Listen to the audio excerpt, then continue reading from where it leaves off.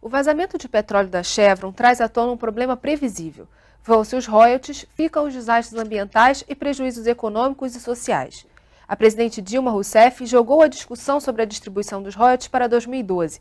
Isso adia, mas não resolve o problema, principalmente depois desse vazamento e da controversa comunicação da empresa responsável. O Rio em Foco está no ar.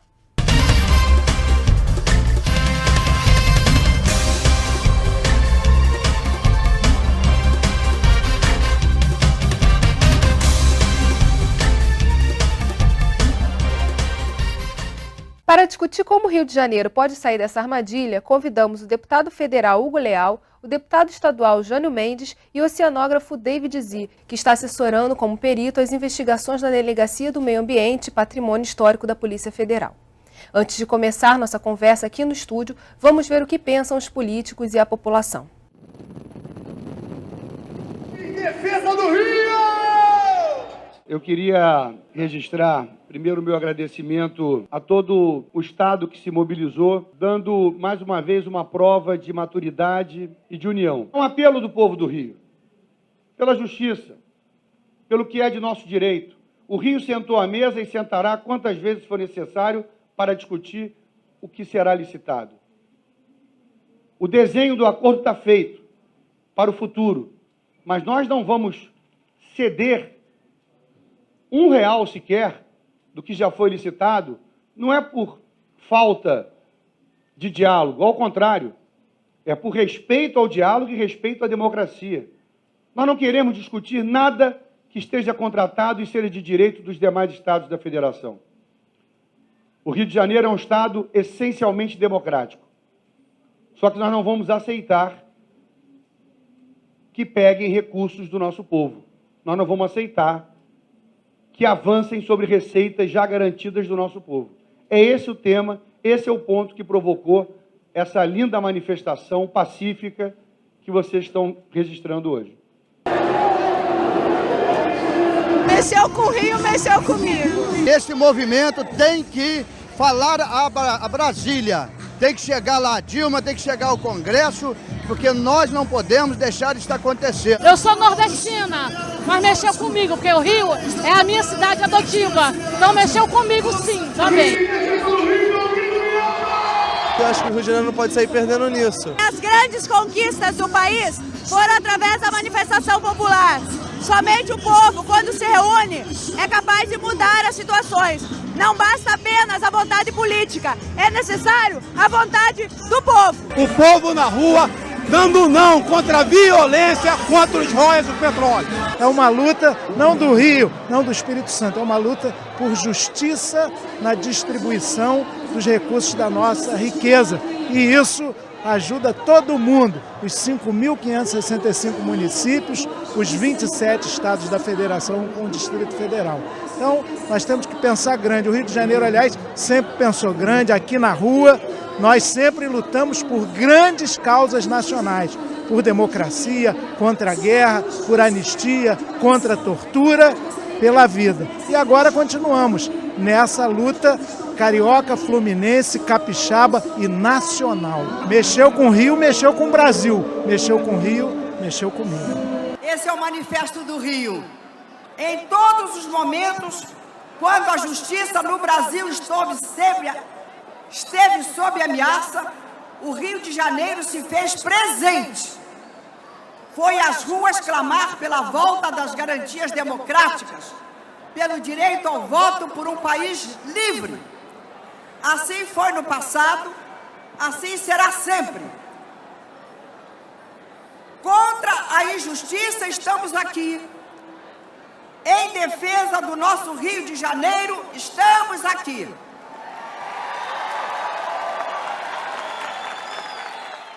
Deputado Hugo, oficialmente a discussão foi jogada para 2012, mas há uma possibilidade ainda, que, com a votação da desvinculação das receitas da União, que essa discussão venha à tona ainda em 2011. Isso é possível?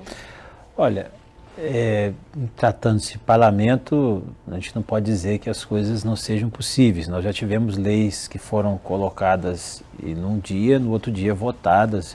Quando há acordo, né, há possibilidade. Mas nós temos o entendimento, e a palavra foi dada pelo presidente da casa, que o sistema presidencialista permite isso, dizendo que não se apreciará esta matéria esse ano, até porque nós temos no máximo aí 10 sessões úteis, 10 dias úteis com sessão.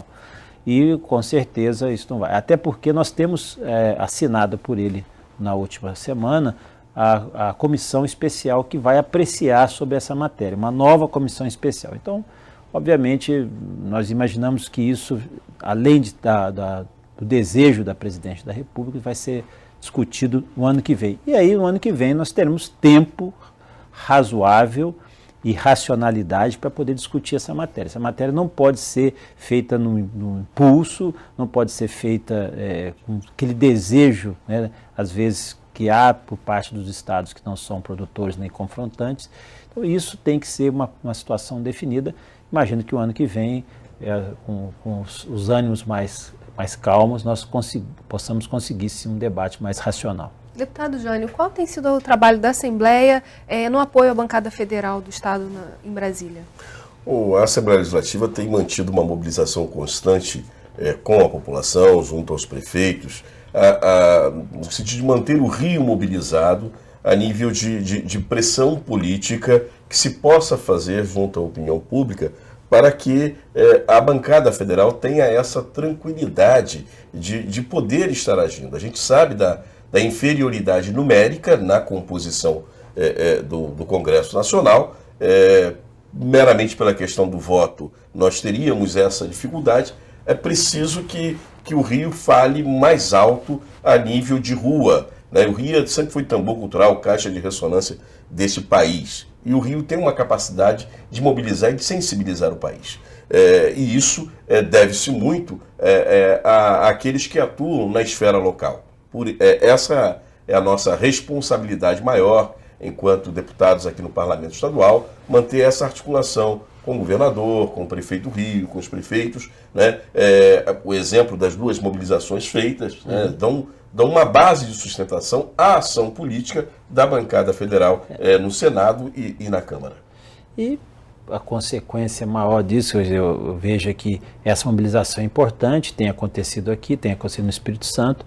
Nós tivemos notícia também que na última semana o governador do estado de São Paulo reuniu a bancada, né, são 70 deputados de São Paulo. São Paulo talvez seja aí o estado que vai ser beneficiado, ainda não foi, mas vai ser beneficiado, porque a parte da costa ali fica na mesma referência do pré-sal. Então, veja, isso vai se tornando um debate mais amplo, né? E a gente vai trazendo outras adesões. Não tenha dúvida que a última ocorrência também com a empresa Chevron acirrou do ponto de vista das dificuldades que é a questão da exploração do petróleo. Doutor David, qual é a dimensão desse desastre que aconteceu da Chevron, quer dizer, que ainda está acontecendo, né? Olha, eu acho que nesse momento o mais importante, a gente não importa muito a dimensão. O que importa realmente é que existe o risco de acontecer acidente. E isso me lembra muito uma questão clássica no estudo do meio ambiente, que foi uma tese, a tragédia dos comuns. Aqui a gente se divide os benefícios dos serviços ambientais, mas as pessoas esquecem que para obter os serviços ambientais é preciso saber fazer uma exploração adequada. E isso requer custos, isso tem custos. E geralmente, quer dizer, os royalties vêm exatamente para atender esses custos. É que a sociedade ainda não entendeu que ao dividir esses custos de manutenção, o que vai acontecer? Nós vamos começar a explorar o petróleo de uma maneira talvez não tão cuidadosa como nós deveríamos explorar, e isso redunda em perda de outros serviços ambientais, como por exemplo a perda da biodiversidade com redução da biomassa, isso que representa o quê? Um serviço ambiental de alimentos que o Rio de Janeiro e a costa dos estados produtores vão ter como depreciação. Outra coisa é a questão do paisagismo, da questão dos benefícios ambientais. Todo mundo quer morar, por exemplo, em frente à Lagoa Rodrigo de Freitas, em função desse valor ambiental. E na hora que há esse derrame de óleo, perde-se esse valor ambiental. E o Brasil, não só o Rio de Janeiro, o Espírito Santo, os estados produtores, mas todo o Brasil tem que lembrar que o Brasil se baseia a sua economia nos recursos naturais. Então hoje, por acaso, nós estamos discutindo a questão dos royalties aqui do petróleo. Amanhã vamos estar discutindo, eventualmente, a questão do minério de ferro. Outra hora, a madeira da Amazônia. Então, é preciso que todo o Senado, o Congresso brasileiro, entenda que eles podem ser nós amanhã. E é preciso pensar com muito cuidado isso. O que me assusta nessa circunstância, o evento, infelizmente, é um evento que, por um erro ali, foi um erro até, mas o que me assusta é a falta de preparo, de prevenção. Isso, para mim, é o que mais chama atenção.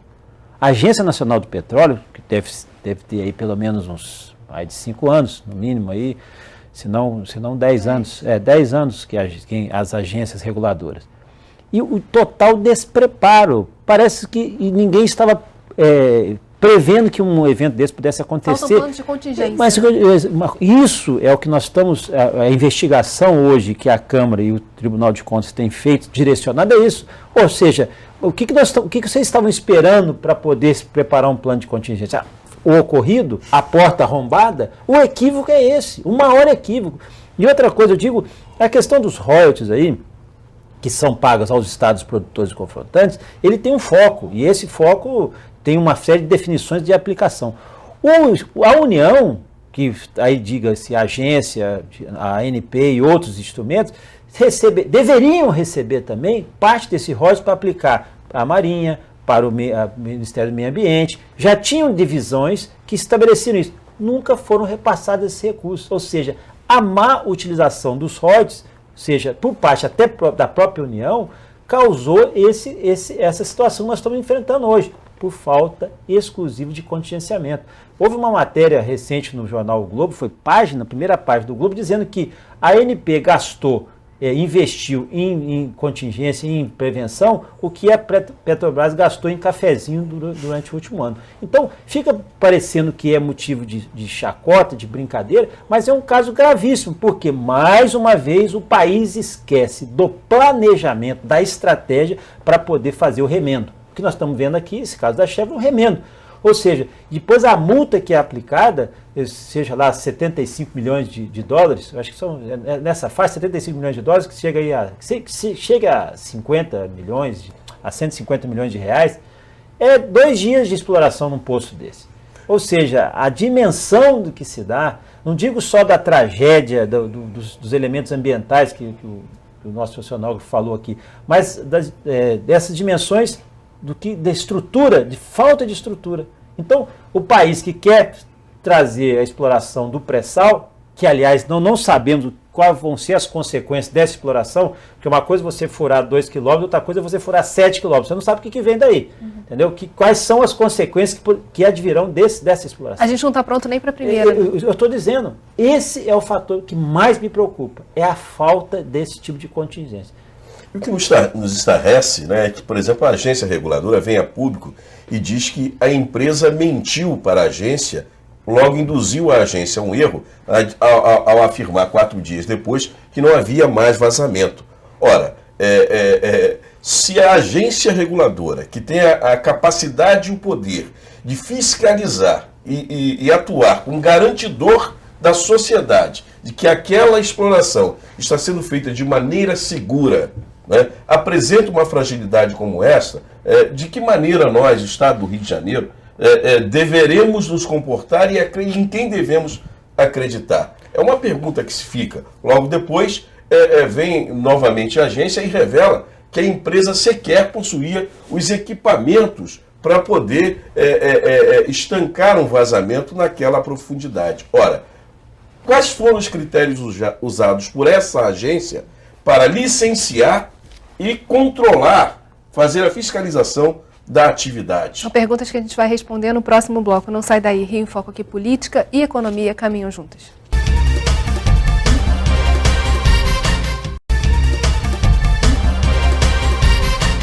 A Chevron, terceira maior petrolífera do mundo, também foi responsável pelo desastre no Golfo do México. Mas essa dramática experiência não foi suficiente para incentivar a empresa a investir em segurança e prevenção de acidentes. Veja o resultado do vazamento na Bacia de Campos. A demonstração clara do que significa um dano ambiental num estado produtor. É grave esse acidente, o secretário Carlos Mink e a presidenta do INEA, Marilene Ramos, estão atuando firmemente. Nós estamos muito preocupados com os danos ambientais que podem causar ao Rio de Janeiro. Sem dúvida nenhuma, é um momento de tensão para o nosso estado, para a nossa costa, para, enfim, a fauna e a flora. E nós temos, enfim, nesse momento que somar esforços para mitigar danos, né, para reduzir danos e, ao mesmo tempo, punir os responsáveis. Situação preocupante, o vazamento não parou, continua borbulhando, saindo óleo exatamente em cima da fissura dos 300 metros. Vimos 3 baleias jubartes, uma das quais a 300 metros da mancha de óleo, o que caracteriza uma agressão à biodiversidade marinha. Portanto, cabe pagamento de reparação, né, além da multa do IBAMA. E nós vamos tomar várias providências, junto com o IBAMA, com a Polícia Federal, né, e com o Ministério do Meio Ambiente. Uma delas é apertar as condições para o licenciamento ambiental. Esse EIA, Estudo de Impacto, não viu a fissura. Eles meteram muita pressão dentro do poço e aí saiu óleo pela fissura toda e não parou de sair. Então, isso teria que ter sido detectado. Se fizesse um estudo mais profundo, teria detectado a fissura, não teria tido o acidente. Isso que aconteceu é um alerta vermelho. Esse é um poço, mas o pré-sal vão ser 1000 e a gente vai ter que prevenir mais, estudar mais, ser mais rigoroso e combater a impunidade ambiental.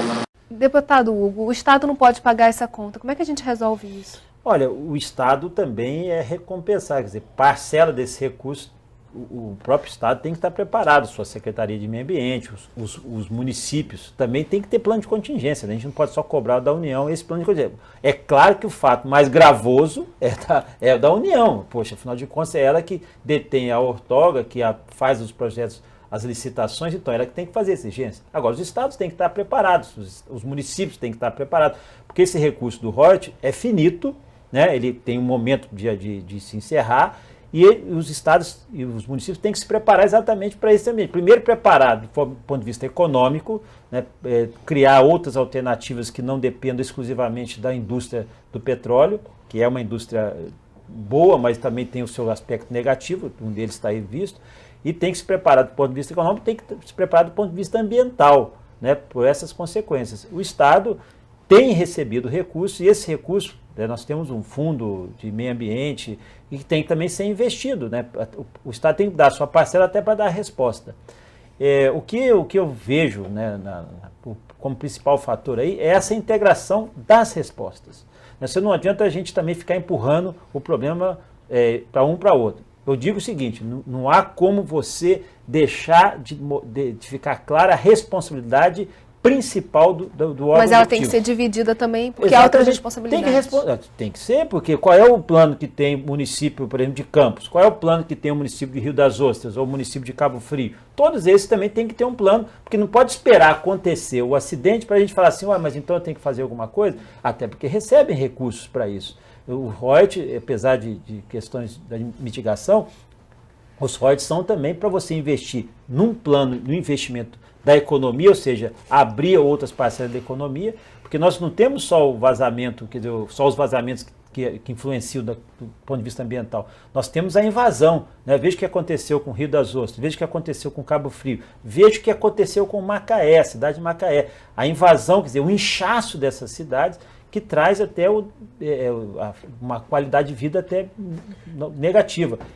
Só para deixar claro aqui, que essa é uma preocupação. Então o royalties é para recuperação do ponto de vista da cidade dessa mitigação econômica, mas também do ponto de vista do Mas meio isso ambiente. acaba virando um problema para os municípios e para o próprio Estado sustentar a discussão de royalties, porque não há nem por parte dos municípios essa utilização dos recursos E nem todas essas discussões que ocorrem várias vezes, a gente já está na terceiro movimento de rediscussão de royalties em pouco tempo, em menos de 4 anos, e você não vê isso acontecendo, essa mobilização se tornando permanente de fato. Há movimentos, mas não há uma mobilização permanente. Na verdade, o que motiva essa gana pelo recurso dos royalties pelos demais estados da federação é exatamente a notícia de que os prefeitos das cidades que recebem royalties do petróleo viraram verdadeiros sheiks do petróleo. E aí gastam desordenadamente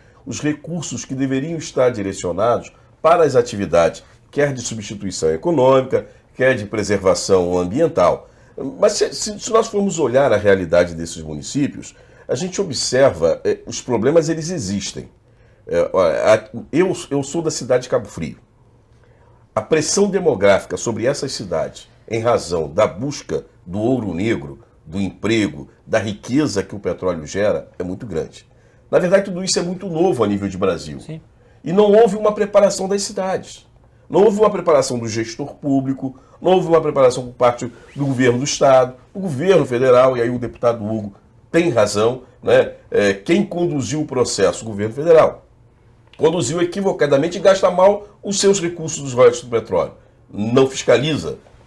Tudo isso está revelado agora. E isso vem acontecendo em cadeia. Mas se você for observar onde, com toda a deficiência, com toda a dificuldade, onde os recursos foram melhor aplicados, foram exatamente os municípios. O que você observa, a transformação, os municípios passaram por uma repaginação. Você olha Cabo Frio, né, uma cidade que cresceu, se embelezou, ficou bonita, Rio das Ostras se transformou, tudo isso em razão dos recursos dos royalties do petróleo. Então a repaginada na cidade se deu em razão dos recursos dos royalties do petróleo. A empregabilidade, você olha hoje Rio das Ostras, vê lá uma zona especial de negócio criada pela prefeitura, gerando 8 mil empregos. Reflexo da aplicação desses recursos dos royalties do petróleo. Agora, as mazelas, elas são muito fortes, né? Você olha Macaé, hoje é uma das 10 cidades mais violentas do país, né? Você observa Macaé, um dos maiores índices de contaminação pelo HIV no país. Tudo isso é reflexo dessa pressão da economia do petróleo. Como alterar isso, né? Aí vem a discussão que nós precisamos ter internamente, que precisa estar assessorada. Não é retirando o recurso do royalties que a gente vai mudar esse quadro. Ao contrário, nós vamos agravar. Você muda o governante, a democracia é isso, você muda o governante. Agora, quando você tira o recurso através de um novo modelo de partição dos royalties, você está punindo a população, você está punindo o Estado, está punindo a cidade. Se existe mau governante, porque ninguém pergunta, olha, a realidade, má aplicação de recurso público não é privilégio dos municípios que recebem royalties do petróleo. Se olha esse cenário, ele é em todo o país. O que a gente precisa discutir é a responsabilidade na aplicação. O Hugo talvez não fosse ainda deputado federal quando havia uma maior rigidez na aplicação dos recursos dos royalties do petróleo.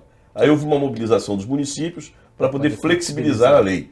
A lei foi flexibilizada. Talvez aí tivesse se cometido um grande erro. E quem cometeu não foram os municípios.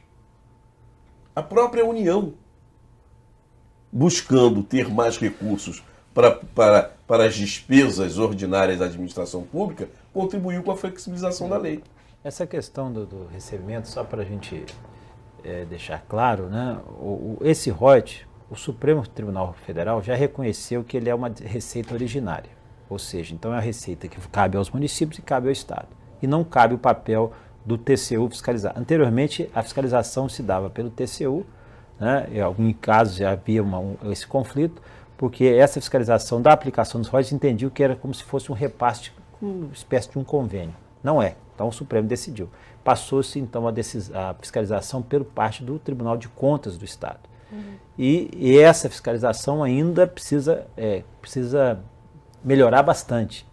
E outra coisa, os mecanismos têm que ser definidos dessa fiscalização pelos organismos estaduais. Exatamente porque a receita hoje é uma receita originária. Eu digo, e só para voltar na questão do epicentro, aí, da questão do acidente, você veja que a notícia que se tem, e obviamente a prioridade vai ser na questão da União, mas qual é o impacto? Se teve algum impacto, aconteceu algum impacto nos municípios, atingiu, o óleo chegou a alguma praia? Aí fala, não atingiu a praia. Mas vai chegar, né? Não atingiu a praia, por isso que eu quero ouvir aqui o nosso oceanólogo. Não atingiu a praia. Mas e o como é que chama? O bioma ali, e os peixes, a corrente, o que aconteceu? Né? Qual foi o mal que trouxe? Vai chegar nos municípios, não tem dúvida. Daqui a pouco a gente pode perguntar aqui até para o oceanólogo, podemos estar comendo peixe com óleo contaminado, peixe, marisco, ou qualquer outra coisa. Porque as pessoas podem até não chegar na praia, mas se chegar, o que está sendo feito por parte também dos municípios?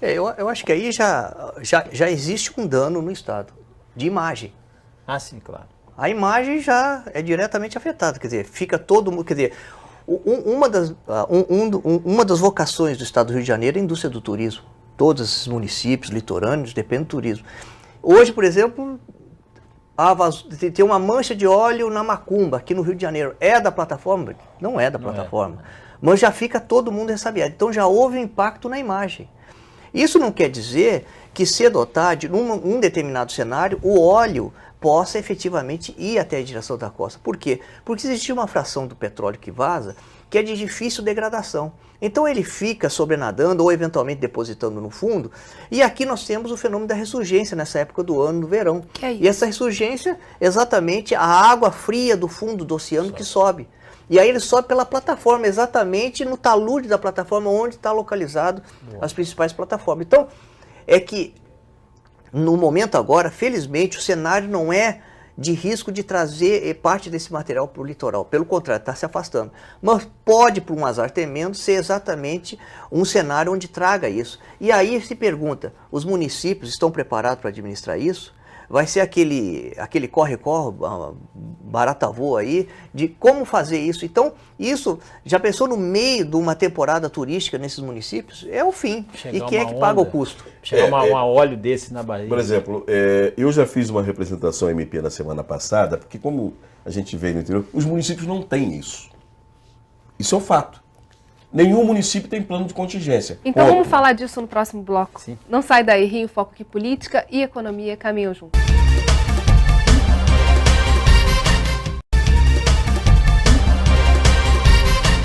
O senhor Luiz Pimenta, supervisor de meio ambiente da Chevron, esteve na Alerj para prestar esclarecimentos, a convite da Comissão de Meio Ambiente. Vamos ver. Aproveitando a oportunidade, a qual agradeço para poder esclarecer. Identificação da fonte. Foi identificada como uma mancha off inicialmente pela Petrobras. Posteriormente, identificada como nossa, começamos imediatamente. O monitoramento e avaliação da mancha. Ela é feita através de sobrevoos. Tivemos sobrevoos diários, dos quais participaram representantes do INEA, do IBAMA, da ANP, nesses voos para poder avaliar a condição. Onde você avalia, vê como é que está, onde está a distribuição do óleo, o tipo de óleo, para poder fazer uma avaliação de quanto óleo tem a superfície. Tivemos a avaliação de ROV. O primeiro ROV utilizado foi o ROV da sonda. Os outros dois ROVs que estão sendo utilizados ainda lá são do navio que nós temos sob contrato da Chevron, chamado Scandi Salvador. São dois ROVs que fazem o monitoramento 24 horas da sonda. Tivemos também o navio para tanque de fluidos. Nós colocamos um navio tanque lá, foi contratado. Por quê? Dependendo do volume de óleo que poderia estar sendo recolhido, os esforços de recolhimento foram feitos. Até a data nós recolhemos, até a data do dia 22, nós tínhamos recolhido 385 metros cúbicos de água oleosa. Então esses esforços foram feitos e nós colocamos um navio-tanque lá. Para quê? Para que se houvesse a necessidade, faríamos a descarga dessa água recolhida oleosa para o navio-tanque, para não perder tempo da nossa embarcação se deslocando para um porto, seja Vitória ou Rio de Janeiro. Hoje estamos fazendo controle da fonte residual. Também gostaria de dizer que a empresa teve toda a transparência com os órgãos ambientais, colocando, quer dizer, os representantes dos órgãos ambientais tiveram livre acesso à nossa sala de emergência, foram avisados com relatórios diários da situação, de avaliação da situação.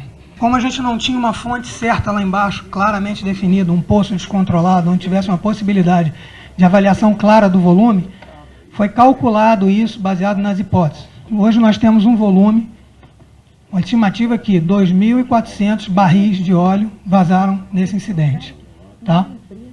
teve um pico no dia 8 até o dia 10 e dia 12, onde estávamos fazendo as ações para conter a fonte. Enquanto isso, havia todas as estratégias do plano de emergência para combate da mancha na superfície. E depois do dia 13, quando foi a cimentação, uma queda abrupta do volume vazado. E o que a gente está vendo agora é um volume residual, que é o óleo que, porventura, ainda estava a caminho da superfície. E dentro da nossa metodologia, além de trabalhar as imagens do satélite, nós fizemos sobrevoos diários, 2 vezes, no local, para poder fazer uma calibragem do tipo de óleo, onde ele estava, onde ele se encontrava na coluna, como estava acontecendo. Outras ferramentas foram utilizadas pela empresa, como modelagem matemática, que ajudam a ideia de que o óleo, há uma previsão muito pequena desse óleo vir para a costa, em qualquer situação. Deputado, o senhor participou da audiência pública. Como o senhor analisa as explicações da Chevron nesse caso? A Chevron não nos traz nenhuma afirmativa de que a situação esteja sob controle ou de que a empresa tenha tomado as medidas corretas, adequadas ao caso do acidente do vazamento. Não inspira nenhuma confiança essas informações trazidas pela Chevron, o que aumenta a nossa angústia, a nossa ansiedade em relação ao vazamento. E principalmente a urgência de trabalhar junto aos municípios. Né? A urgência de se trabalhar junto aos municípios, isso porque, como já disse aqui anteriormente, nenhum município tem plano de contingência.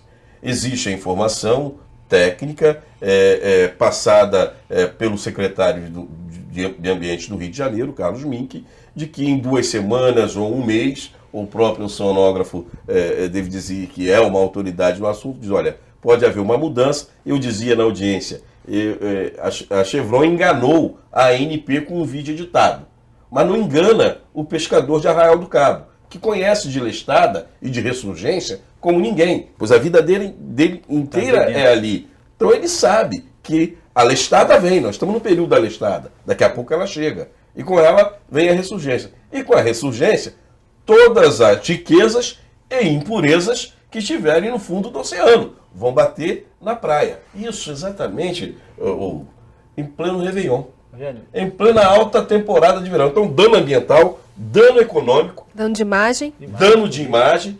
Como as nossas cidades não têm plano de contingência, foi um erro, foi. Só que hoje nós estamos diante de um acidente. Então a Chevron tem que ser intimada por força judicial a colocar à disposição dos municípios, desde já, um plano de contingência, uma equipe para tomar as medidas e não esperar uma multa. A multa é uma pena acessória. A colocação de uma equipe de imediato hoje à disposição dos municípios para poder sanar qualquer dano causado às nossas praias, evitar um dano maior, deve ser uma obrigação imediata. O que acontece é que quando é feita a licitação, você tem que prever isso. Você tem que colocar no processo licitatório, que quem vai fazer a exploração, na assinatura do contrato, exatamente essas questões. Você já tinha que estar previsto e chamar os municípios, o Estado, para poder ser como interveniente num contrato desse. Porque eles vão sofrer, não é pagar. Está entendendo? Até porque muitas multas não são pagas. Exatamente, né? não digo nem só da questão da multa, estou dizendo não é só pagar o royalty. O Estado e os municípios têm que ser, eu já defendi isso, quase fui massacrado na Comissão de Minas e Energia, porque todos os convênios, todos os contratos, quando é feita a licitação, quem faz a licitação é a Agência Nacional de Petróleo, não é correto? Faz a chamada pública. Na chamada pública se habilitam aquelas empresas. Agora vamos ter o sistema de partilha que vai ser pago em petróleo. No momento que for assinar o contrato, quem tem que participar da assinatura do contrato, também como interveniente, não como autorizado, o Estado e os municípios. Exato. Que vão sofrer, para poder conhecer como está sendo feita as cláusulas desse contrato. Para poder prever, numa questão de danos ambientais, qual é o plano de contingência. Para poder prever e ele assumir nesse contrato a sua responsabilidade. Nós temos, durante 5 anos, investir nessa circunstância do dano ambiental ou dessas questões econômicas. Por que eu falo isso? Eu falo porque, veja, como é que a ANP pode chegar hoje e falar assim, não, eu não tinha, eu mostrei o vídeo, eu confiei no vídeo, eu confiei na Chevron, eu confiei na informação que me deram. Não pode confiar. Ela tem que ter mecanismos para poder fazer isso. A Petrobras está se utilizando do conhecimento do professor aqui, David Zee, que é um especialista no assunto, Sim, mas porque a Polícia Federal, apesar de ter a delegacia, parte dela é de investigação. Quem tem que fornecer os meios para essa investigação, teria que fornecer, seria a Agência Nacional de Petróleo. E se tivesse a participação de estados e municípios, o sistema de contingência seria completo. Essa é a grande linha de raciocínio que eu tenho defendido. Entendeu? Porque quando chega no município, aquilo falou, eu vou fazer o quê? Vou chegar e ligar para o David e dizer, o que eu faço aqui? Está um monte de óleo aqui, o que eu faço o quê? O que eu faço? Aliás, até uma pergunta que se faz, eu vi muitas matérias nesse sentido, e esses dias eu assisti um especialista, não me lembro aqui num canal de televisão, dizendo que em determinados casos que eles utilizam de ar quente, vapor nas pedras, a área onde foi invadida pelo óleo, que às vezes ele disse que é melhor não fazer nada. Que a própria natureza vai se incumbir de carregar. Depende da dimensão. Eu queria até ouvir um pouco isso, porque eu até me surpreendi. Senão eu não sei se isso é animador ou desanimador, porque senão o prefeito ou a autoridade fala assim, bom, então não precisa fazer nada. Como você não precisa fazer nada, então eu não vou fazer nada. Eu fiquei duplamente... Eu acho que aí a verdade é o seguinte, é melhor não fazer nada, é verdade. Mas é mais importante a velocidade de reação quando há o vazamento. As empresas responsáveis não podem ficar atônitas quando acontece o acidente. Ela tem que ter um plano de contingência, não tudo combinado, nada resolvido. Tem que ser tudo combinado e tudo já treinado, resolvido, sabendo exatamente o que vai fazer. Porque isso é que nem um incêndio. Quanto mais rápido o corpo de bombeiro chega, mais rapidamente se debela o incêndio. Nós não vamos depois reconstruir uma pintura queimada, não dá. Dentro do conceito do estudo do meio ambiente, né, a gente percebe que o ser humano tem dois tipos de lapso, o lapso de tempo e o lapso de espaço. O lapso de espaço é, uma vez feito na casa dos outros, não é comigo, eu não tenho problema nenhum. Pelo contrário, ele esquece que um dia vai chegar lá. O outro é o lapso de tempo. O lapso de tempo é que com o passar do tempo a gente vai esquecendo o que a gente sofreu, os problemas ambientais que nós passamos, e a coisa começa a ser minimizada e até banalizada. Então por isso que eu apelo o deputado Hugo Leal de chegar em Brasília, convencer os seus colegas de começar a discutir efetivamente isso, quanto mais cedo melhor, inclusive nos próximos meses vai ter desdobramento, e eu acho que são exemplos reais que vão auxiliar numa montagem, numa legislação e de um programa de repartição dos royalties mais justo, porque é preciso que a sociedade entenda que royalty não é benefício. Royalty é custo que tem que ser investido num Estado para poder atender a exploração de recurso natural de forma segura, de tal forma que a sociedade não sofra. Isso é qualidade de vida, e o Rio de Janeiro precisa de qualidade de vida. Por quê? Porque o emblema, o meio ambiente está impregnado no Brasil, e o Rio de Janeiro é a melhor vitrine para o mundo da questão ambiental do Brasil. Olha, isso é natural. O David falou muito bem aqui que nós somos tomados pelo impulso, né? Eu vou citar um exemplo bem rápido, a questão, infelizmente, da tragédia que aconteceu na Serra em janeiro, que desmoronamento todo. Né? Muita mobilização, muita discussão. Quando você vai ver a distribuição de recursos, a aplicação efetiva de recursos, às vezes é muito diminuta. Nós não podemos ficar esperando acontecer uma tragédia, mais uma, para poder lembrar. Então, eu só trouxe essa à tona aqui, porque nós estamos vivendo novamente final de ano, chuvas, aquela toda preocupação. E com relação a isso também, aí, qual foi a mobilização da Câmara? E a gente tem feito esse acompanhamento lá. Né? Fazer uma audiência pública na Comissão de Minas e Energia, na Minas e Energia e Meio Ambiente. Uma audiência pública, se não tiver desdobramento, se não tiver ação, não vamos chover no molhado. Não é isso que é o nosso desejo.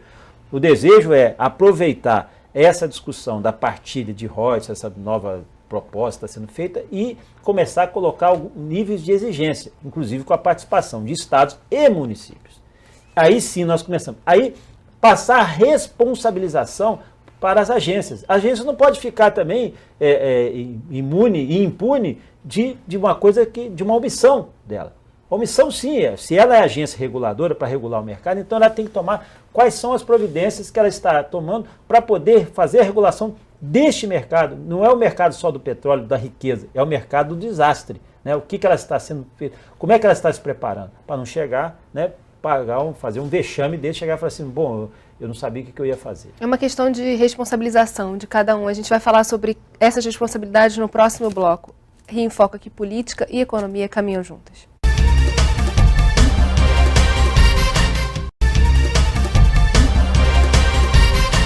A mancha de óleo se estendeu por 60 a 70 quilômetros na Bacia de Campos. Vai afetar a pesca e a biodiversidade marinha. Esse período de outubro a dezembro é justo a época de migração das baleias e golfinhos. Então a gente vê aí a dimensão desse problema e já falamos um pouco no bloco anterior. Eu queria que a gente começasse esse bloco falando das responsabilidades de cada ente, da federação, dos estados e dos municípios. O ente da federação, para mim, é que é a ANP, que é a responsável, né? A ANP e, obviamente, os dois, o Ministério das Minas e Energia e o Ministério do Meio Ambiente, que deveriam cobrar o mínimo, deve ter um padrão mínimo de ação com relação à questão de empresas que estão prestando. Quer dizer, qual é o seu plano de contingência? Como é que vai funcionar? O David Zi falou aqui muito bem com relação ao seguinte: quanto mais rápida é a resposta, menor é o impacto. Porque você não vai poder evitar o impacto já aconteceu. Ou seja, aquelas boias de contenção, eu acho que nem ela teve que pedir emprestado, que eu acho que nem isso ela tinha. Ou seja, como é que você autoriza alguém vir a fazer uma exploração dessa, com esse nível, com essa dificuldade, grau de dificuldade, e não ter o mínimo? Porque é a mesma coisa do cinto de segurança ou do colete salva-vida. Tem que estar ali, mesmo que você não vá usar. É importante porque no momento que você precisa, você tem. Então, esse é um fator. O fator principal aí da responsabilização por parte do poder federal é exatamente esse. É a cobrança dos níveis de exigências internacionais, como acontece na Noruega, como acontece em outros países onde tem esse tipo de exploração, para as empresas que são... Agora, você tem que combinar isso no processo licitatório e depois no contrato. Não adianta chegar e falar assim, senão eles vão chegar ao absurdo de chegar e falar, mas não estava previsto no contrato. Aí... encerra a nível de Assembleia Legislativa, a gente convocou uma audiência pública e, juntamente com a deputada Aspásia Camargo, eu convoquei uma comissão parlamentar de inquérito, que ela tem como objetivo fazer uma depuração do acidente e também da legislação, a fim de oferecer alternativa, porque, na verdade, nós não temos, do ponto de vista do ente município, do ente Estado, nenhum mecanismo de comunicação com o ente União no sentido de acompanhar o desenvolvimento da atividade. Isso foi desmoralizante para o país. Se você não ter nenhuma coordenação. Falamos na Assembleia Legislativa, é uma defesa que a deputada Aspásia Camargo tem feita, e a CPI vai trabalhar em cima disso, da criação da autoridade pública da Bacia de Campos, que seria a criação de um mecanismo, que permitisse a comunicação entre esses três entes e o acompanhamento e controle dos contratos, desde a sua feitura no procedimento licitatório até a sua execução. Isso seria uma forma de garantir essa autoridade pública do petróleo, ao mesmo tempo que estaria fazendo essa coordenação de fiscalização e de atividade, estaria trabalhando a integração desses três entes, onde cada um possa fazer o seu dever de casa. Porque tem aquelas responsabilidades que são próprias, típicas de município, outras que são típicas de Estado, e aquelas que são próprias da União. Elas se integram. Se a gente não conseguir estabelecer um patamar de governança, de comunicação entre esses três entes, nós estaremos sempre circulando. E os órgãos ambientais? Eu queria dar dois exemplos aqui, que eu acho que para a sociedade pensar e refletir um pouquinho. Existe alguma refinaria de petróleo que não tenha uma brigada de incêndio? Existe alguma cidade no Brasil que não tenha, eventualmente, grandes cidades, um corpo de bombeiros? Por que no mar não existiu isso? Essa é a primeira pergunta. Por que não deveria ter uma espécie de uma brigada de pronto atendimento, de resposta rápida, treinada, equipada, 24 horas de prontidão, assim que treinada, se sofrendo treinamentos periódicos, na hora que tivesse acidente, agisse rapidamente, até em apoio, seja a Chevron, seja a empresa que for, Petrobras, seja a empresa que for. Segunda coisa, segundo exemplo, a gente está numa orquestra, tem um maestro. Então, se por acaso o violonista toca errado, ou não toca de maneira correta, quem tem que indicar, quem tem que conduzir, quem tem que ensinar, quem tem que cobrar é o maestro. Então veja bem, o que acontece agora? Nós temos uma ANP que regula, um IBAMA que licencia, né? E os órgãos, deve ter algum órgão, porque eu mesmo desconheço, quem é que fiscaliza de fato isso. Então é preciso que a gente dê designações específicas. Então isso seria um bom assunto para o legislativo se debruçar, para dizer, olha, o comando, as normas, os padrões são esses. De tal forma que a gente tenha efetivamente essa condução. Então são duas coisas. A direção e a outra coisa são essas brigadas, que toda cidade tem, toda refinaria tem. Por que o mar não vai ter? Tem uma solução prática, né? Porque a gente tem que pensar em soluções práticas. Nós temos os 3 níveis, a defesa civil nos 3 níveis. Se você der condições à defesa civil hoje, né, vive ainda com as dificuldades, as mazelas, der condições à defesa civil hoje, no mesmo treinamento que ela tem para poder atender a acidentes, a catástrofes em terra, se você der condições a ela, criar um ambiente desse tipo de acidentes no mar, né, você não precisa criar uma nova estrutura. Você amplia a estrutura daquela defesa civil que é preparada para catástrofes. Isso é uma catástrofe. Como tem isso no município, no estado e na União, você tem esses 3 níveis de defesa civil, você tem uma Secretaria Nacional de Defesa Civil, passa o foco dela essa responsabilização. Agora, ele tocou num ponto importantíssimo. O IBAMA licencia, a ANP regula, faz a regulagem, faz os processos licitatórios. Quem é que fiscaliza? A IBAMA está fiscalizando? O IBAMA fiscaliza as plataformas? Tem condições hoje de fiscalizar as plataformas? Ou será que temos que criar um IBAMA do mar? Né? Ou, seja qual for. Quem é que está fazendo esse trabalho? Quando é na Bahia, quando é em ambientes litorâneos próximos, nós temos até atividade do IBAMA nesse sentido, para defender as colônias, aquelas coisas todas. Eu tenho visto nas ilhas, aqui em Paraty, ali nesse litoral do Rio aqui. Ilha Grande, o IBAMA tem atuado. Ali tudo bem, porque ali é perto.